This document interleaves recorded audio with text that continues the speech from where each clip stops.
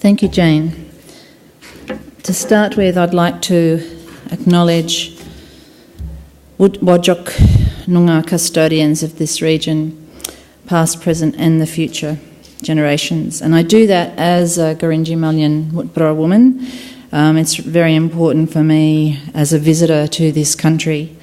I'd like to thank Jane for having invited me to participate here, and it's always a bit of a homecoming coming to Perth because I was born here. So a bit of background with some of the images that you'll see going through.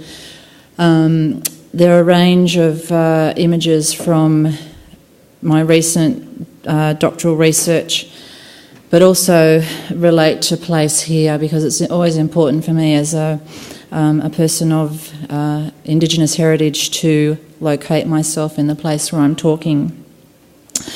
I'd also like to acknowledge Len Collard's wonderful welcome to country yesterday, and I really enjoyed catching up with him, and to my Indigenous sisters here in the audience and everyone who's stayed here, particularly people with jet lag. I know you must be flagging by now. And a major, major thank you to Denise for putting up with my toing and froing about coming over here. My talk is a little bit backwards and forwards, and to place it in context, I've actually deferred my PhD studies at the moment because there's some other issues happening in my life which have taken precedence. But I'm going to talk a bit about the work that I've been doing, which isn't just based around doctoral research. It's a lifelong project for me as a person of Gurindji Malyan Mutbara heritage. And I also am very strong about acknowledging my Anglo-Australian, Irish, German background as well, because all of those things make up who I am as a person. A lot of the work that's being shown here has come out of a project called Still in My Mind, Gurindji Location, Experience and Visuality, and it's involved going and working closely with my patrilineal community up in the Northern Territory, my father's side obviously, a place called Kalkaringi and Dargaragu at Wave Hill, but also in the broader Victoria River region. And it's a remote community that's located about 10 hours southwest of Darwin. I've been going back home for 25 years, and my work is based around asking myself the question, I guess, or looking at questions of where is home and homelands, particularly for Indigenous people like myself who have grown up outside of our traditional country. I'm going to be discussing, as I said, doctoral work and research, which encompasses critical performative Indigenous autoethnography, representation and cultural identity, creative narratives, and I'm bringing this work together and presenting it through installation, multimedia and multi-platform work. And I've always worked with personal and public archives and memory, so there's a mix of those elements within these images that you're seeing here. There are no captions. I just want you to kind of... And I also apologise, some of them are doubled up. I didn't have a chance this morning to delete a couple of them, so apologies for that. I'd also like to acknowledge Sandy Toussaint, who has been a great help to me in terms of addressing some aspects of my work, and I'm going to be reading an essay that is a response to work that came out of a Burnt Foundation postgraduate award. So I'm going to start with an essay that was written and is published in the Westerly magazine, and then I'll talk a little bit more informally. Walyorup, the place where Wajak Noongar come to cry for their ancestors. That's not actually part of the essay, but that was something that resonated yesterday with me, with Len saying that, and I think many of us as Indigenous people, we carry that with us. Retracing country and kin and skin, walking the Wave Hill walk-off track and other sites of cultural contestation.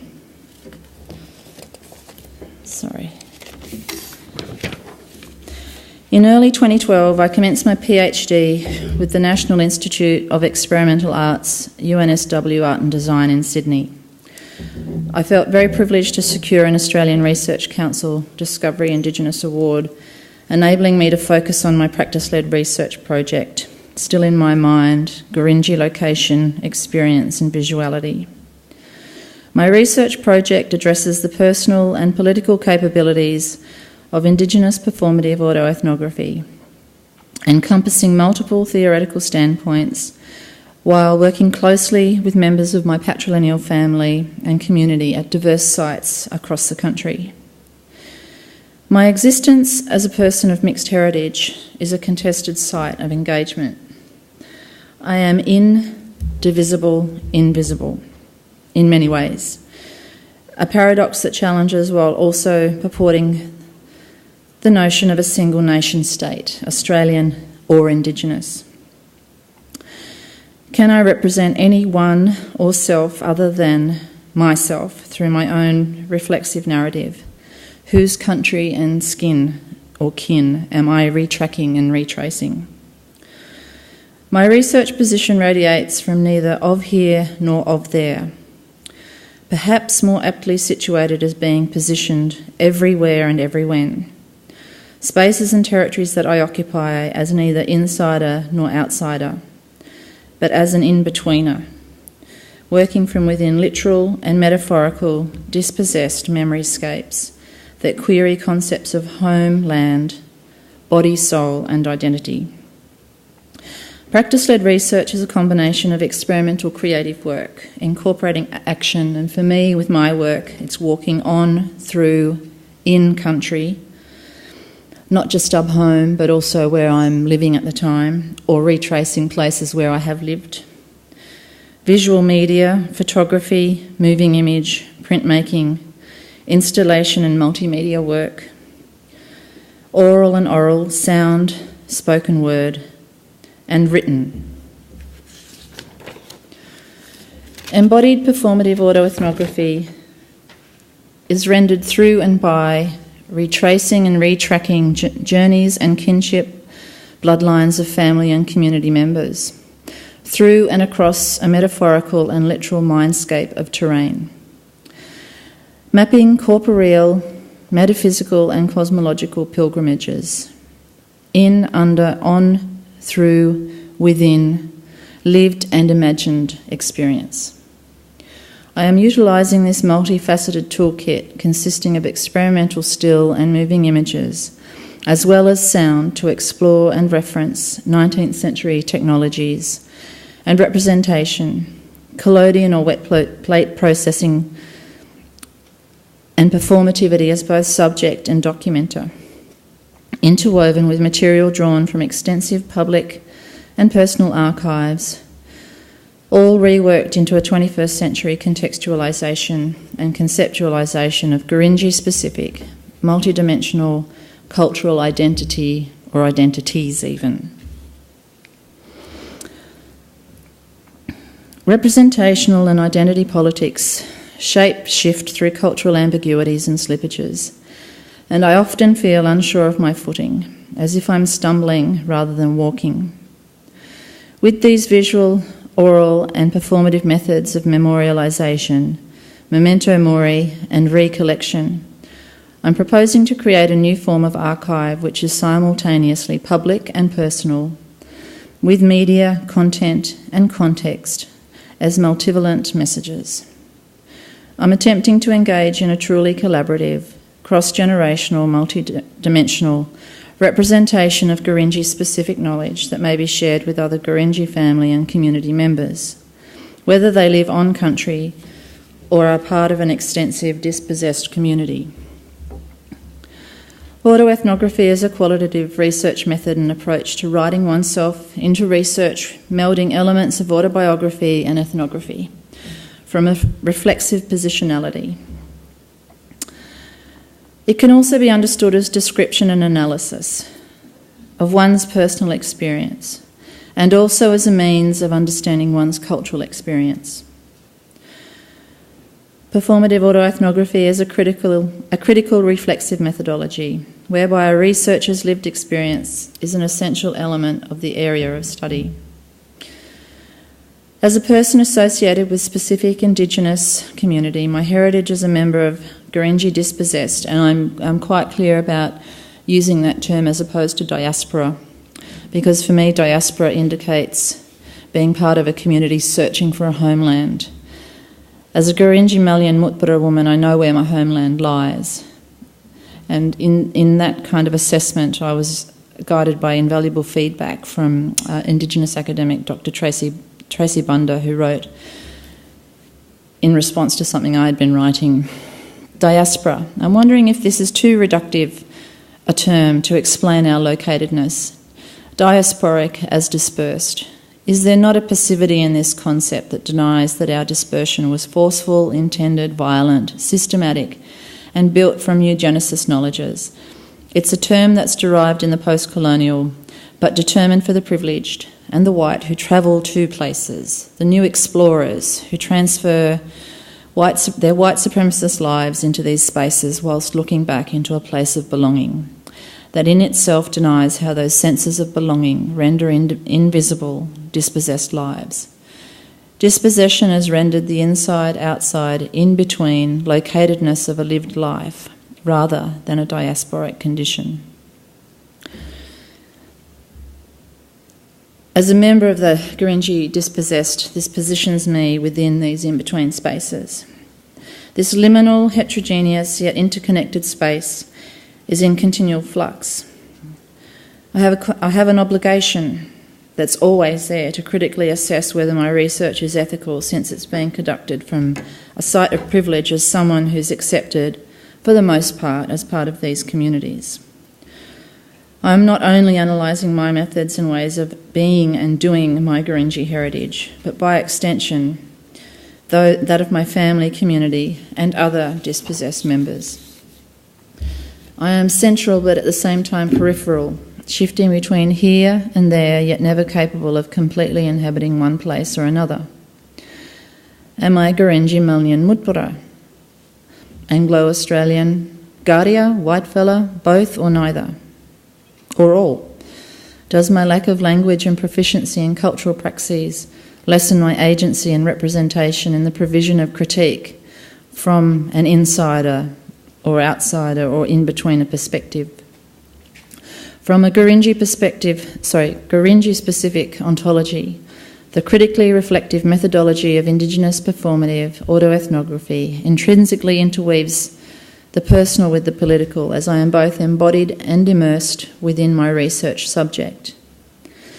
The actions conducted throughout my research are an extension of my ongoing lived experience, which arguably commenced prior to my conceptional birth, in a way, if you believe in Indigenous cosmologies. Possibly at the moment my mother and father first met, or when my paternal grandfather, who was Garia, met my paternal grandmother, who was Gurindji, Malian, Mutbara and Chinese, or the disparate journeys of all my ancestors.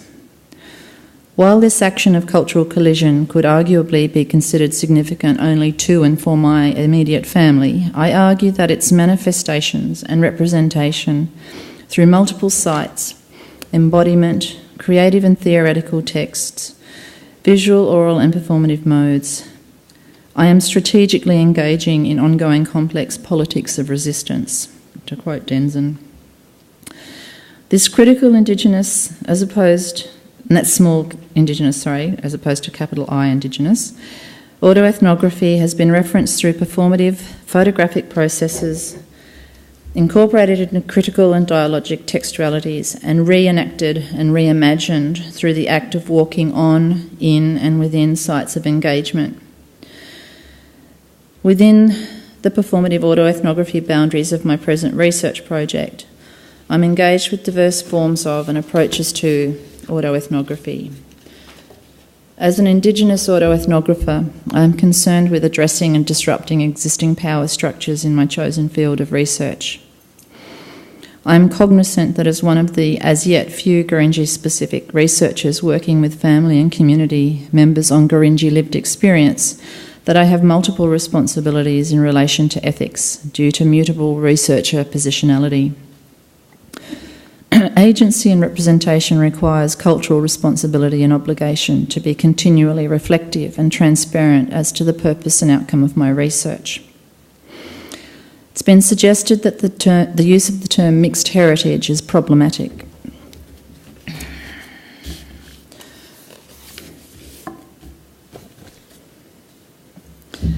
Which was put to me in feedback to my initial ARC application.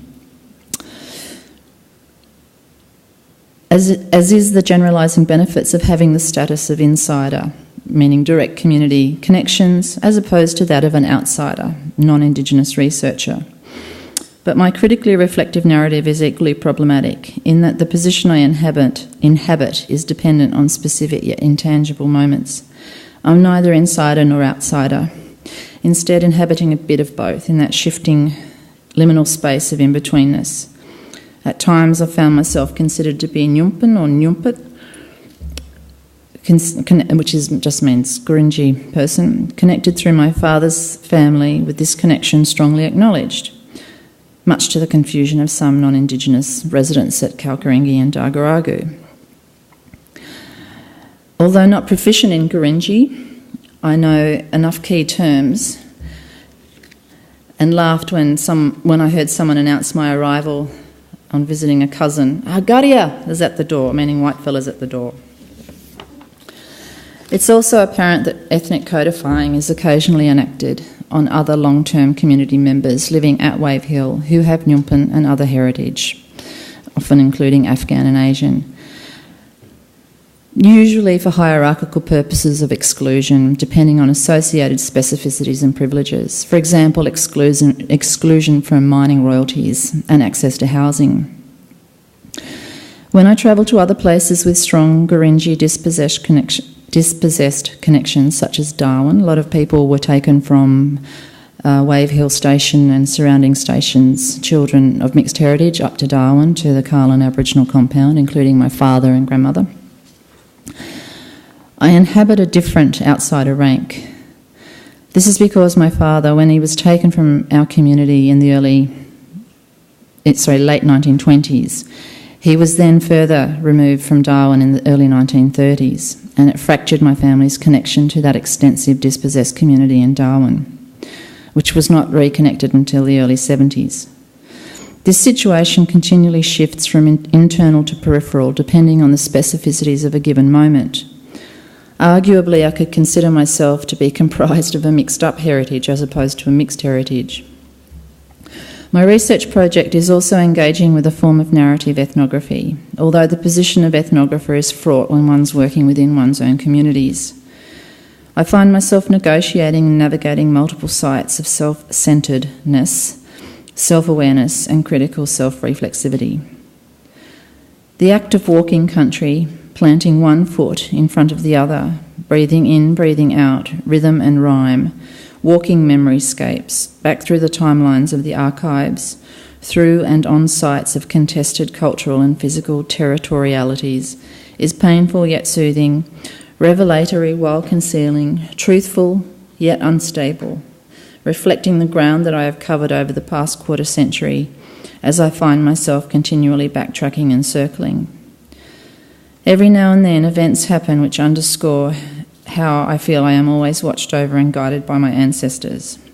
For example, in June 2014, on a journey with senior custodians while documenting cultural sites, including massacre sites throughout the Wave Hill area, we pulled up at a distant bore, I think it was bore number 17. Stepping out of the Toyota troop carrier I had been driving, my eyes were drawn to the rocky ground beneath my feet. A cultural talisman caught my eye, and bending down I picked up the most stunning stone axe. I was turning it over in my hands when my aunt, Violet Nunnaku Wadrell, called out to me from another vehicle in our cultural convoy, so I walked over and handed the axe to her through the car window. That axe has become my version of a Venn diagram. Whenever I feel I'm losing my way, in the archives, in my research, in creating work, and that happens all the time, I return to the object and artefact and the images I took that day.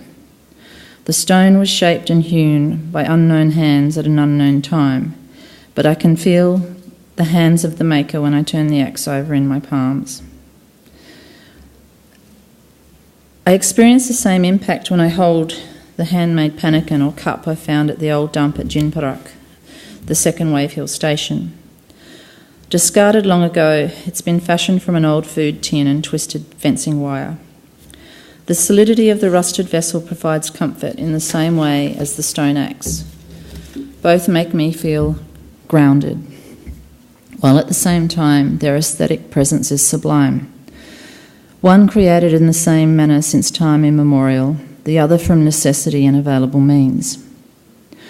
We, those dispossessed of and from place, ceremony and kin, are like the fragments flaked from that ancient stone tool, quarried from our homelands.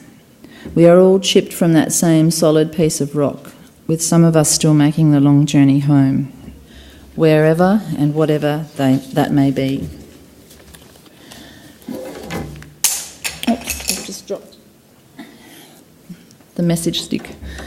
Some of the images that you're seeing up here relate to family and community, because I haven't done this project by myself, and that was absolutely paramount to me, was to spend a long time discussing with family in as open terms as I possibly could, not clouded by academic rhetoric, what I was wanting to do. And I didn't know what I wanted to do. I had an idea of what I wanted to do, but I wasn't quite sure how to realise it. And for those of you who don't know what the Wave Hill walk-off track is, it's a 22-kilometre long track which Gurindji community, about 200 men, women and children, travelled on when they walked off Wave Hill Station on the 23rd of August 1966.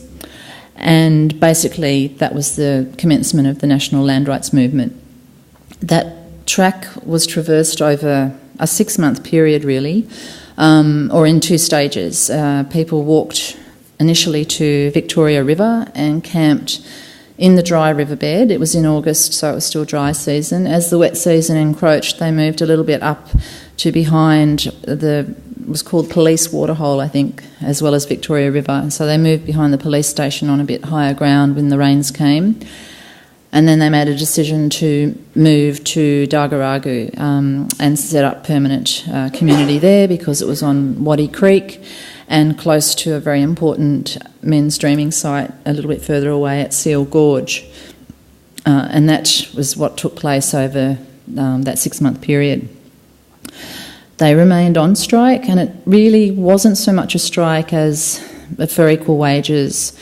It became very quickly shifting to, we just want our land back. You know, we couldn't care less what you want to pay us. We just want our country back.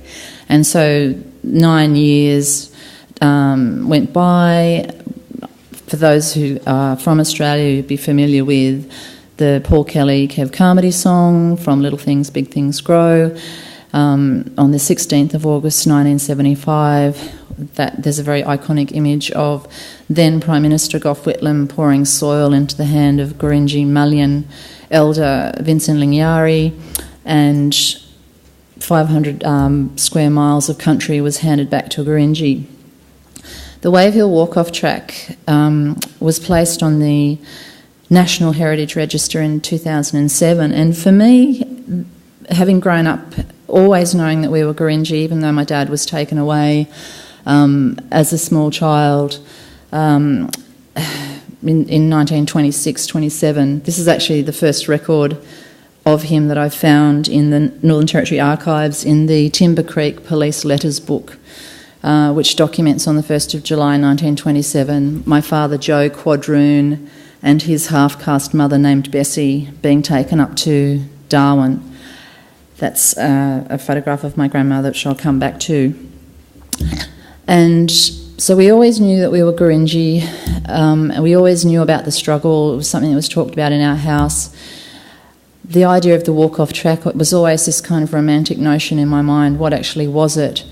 And the fact that it was placed on the National Heritage Register in the same year that the Northern Territory Intervention, also known as the Emergency Response, was enacted, and the Australian Army was used to come into Aboriginal communities, and people were placed on the basics card, which meant their income, welfare payments were quarantined, and the overriding suggestion was that all these remote communities were riven with paedophilic rings, child abuse, domestic violence, and so on, meant that every Aboriginal man living in those communities felt that that's how they were considered and seen. So on the one hand, you had this walk-off track placed on the Heritage Register at the same time that people's basic human rights were being removed. It was of great concern to me, and so the tension that's always been there in the work that I've been doing, and I wanted to walk the actual track to have a sense.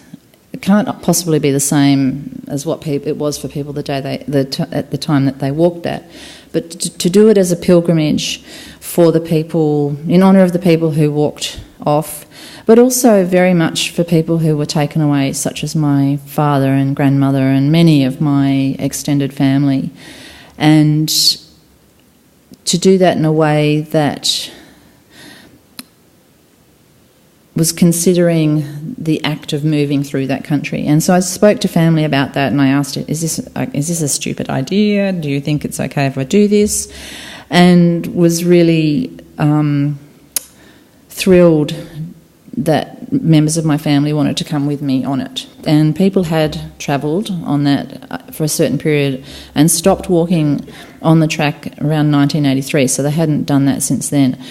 And so over the last 4 years I've been spending amounts of time with family members, mainly cousins, male cousins and nephews, walking parts of the track at different times of the year, different seasons, not during the wet, but certainly in parts leading up to that, and different hours of the day, sometimes by myself. If I've been on part of the track, I'll go back and do that by myself, recording, not binaural, but with these special microphones that I wear as headphones, which basically record sound as I'm hearing it, and so when you listen back to it, it's as if you're in there.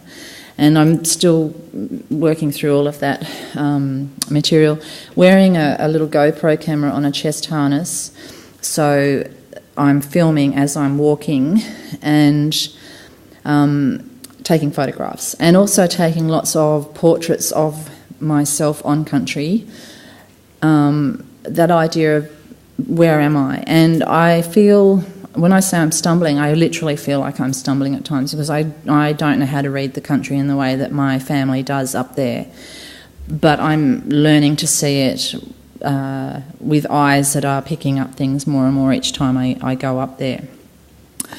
And I'm also not just doing that, I'm going to sites that have relevance to my immediate family who were removed, which includes the site of the old leprosarium outside of Darwin at Channel Island, and you would have seen some images there, the jungly images. There was a leprosarium there for many decades, and my Auntie Nancy and Uncle Jack were there for about 3 decades, and then they were moved when the leprosarium shifted to East Arm outside of Darwin. And they were very well known there at Channel Island. During the war, my aunt did Morse code and signalled when Japanese planes were going over. That was her job for the army. She's still alive. She's 87 now, and I've interviewed her extensively and just talking to her about her experiences. And also sites such as Retta Dixon Children's Home, which was the place where I first met my grandmother. In 1974 we stayed there. She was very ill at the time and died shortly after that. And Carlin Compound, which is the site where my grandmother and father were taken to in 1927. And in between all of this, I've been immersed in many different archives, the Northern Territory Library, the National Archives of Australia, Northern Territory Archives Service, National Film and Sound Archives, the Australian Institute of Aboriginal and Torres Strait Islander Studies, South Australian Museum, New South Wales State Library, National Library of Australia. They're constantly finding this material that doesn't just relate to my family but also more broadly to Gurindji community. And I've been working with Karankarni Art and Culture Aboriginal Corporation in Kalkaringi, which is the art and cultural centre based up there, and working closely with immediate family but also to wonderful colleagues and friends who are linguists who've been working with community for a number of decades. And a lot of our projects kind of overlap. I've been fortunate enough to work on a project, a Gurindji history book called Yidjani, True Stories from Gurindji Country, which was published this year by AIS Press. And a lot of my photographs were included in that, which was a real honour for me. That's actually Wave Hill in the background, and it is a geological formation that looks like a wave. This is the site of the very first station, and that was built in 1883 and really badly flooded in 1924, which is why people moved to Jinparak, which was the station that was walked off in 1966. So I spend a lot of time trying to get a sense of my place and working out where is home and what is my relationship to home and land. And there's not a capacity for me to be based up there permanently. That's not my lived experience. I am able to come and go, and I'm aware of that kind of privileged position, but it's also it is an outsider's position. There is always a feeling of tension for me, and I think if I didn't have that I would be worried, because I think if I felt really comfortable that would be of concern too. I don't presume a sense of insiderness that isn't there. This is the hut what's left of the hut that my aunt and uncle lived in. All that's left is the roof having collapsed in. That's my auntie when she was out there. And this is walking through. The sites are so different. It's like about 95% humidity, which is why I look like a drowned rat walking. And it is full jungle. It's just taken back over. And other places include the old Darwin Garden Cemetery and locating my white grandfather's burial plot. We didn't know where it was, and I was able to take my aunt there for the very first time. Her father died in 1934, my grandfather. He'd been born in 1870 and was thankfully a prolific letter writer to the Northern Territory Times, so we've been able to track down lots of information about him. But we didn't know where he had been buried. So these places are parts of what my homelands are. This is on the site of Carlin Compound, where my Auntie Nancy lived with my dad and grandmother. This is the site of what's left of the Retta Dixon Children's Homes. There's only the foundations of the cottages. Everything was wiped out in Cyclone Tracy in 1974. That was the site of my grandmother's cottage that we stayed in with her. This is the convoy. We were going out to photograph sites for Yidjani True Stories history book. Ronnie Wave Hill, one of the senior custodians in the community, at the site of the first Wave Hill station with some young young girls, and telling them stories of that country. And just a sense of trying to show the people that I'd been working with while I was up there, without wanting to make it look like a travel log either. I'm really aware of those kinds of images of, lovely little brown children, and I don't want to perpetuate that either. The relationships that have been built with my cousins and nephew, aunties, have been really profound for me, in that it's not simply a project that runs over a particular grant time or a PhD. This is a lifelong thing, and I've been really clear about that with family, and I want them to be able to access what I'm doing, because if it doesn't have any relevance to them, then it doesn't have any relevance to me. The two images here, my grandmother and my father at Reddickson in 74, and the one down the bottom, that poor boomerang's going to get broken, was the image down the bottom of the snapshot was another grandmother. And the currency of photographs in community are really interesting to me. I remember my cousin had heard I was back in community. It's a small community, and she came up to me outside the shop and she pulled that photograph out of her bra. She'd been carrying it around in her bra for me, and she said, this is your other grandmother. And she might as well have given me, you know, something. It's invaluable. It was her only copy of it, and the fact that she wanted to hand that to me was so important. And so I end up becoming, or feeling like I am the archivist, and I end up keeping these images and scanning them for people and making sure that other family members have them. But that gesture of having been trying to find me and then to give me that image was really important. I don't know how I'm going for time. Okay, I'll just quickly finish these images here, which look a bit out of place probably. The first thing I did when I got off the plane here the other day was I thought I could go. I'm staying with a cousin from my mother's side of the family. I thought, I know what I'm going to do. I'm going to go to our old family house. My parents built a house in Dianella, and it was one of the first houses in the suburb there. And I last went there 22 years ago, and I thought, I'll just go out and see if it's still there, because there's been everywhere in Australia has been so much development and wiping out of places and replacing places. And I went out there and I turned the corner and pulled up, and I burst into tears because the house was still there for a start. But my mother's rose garden, and this is taken on Christmas Day 1966, so it's 50 years ago, and I didn't like wearing dresses, as you can see. And we were going off to church or something.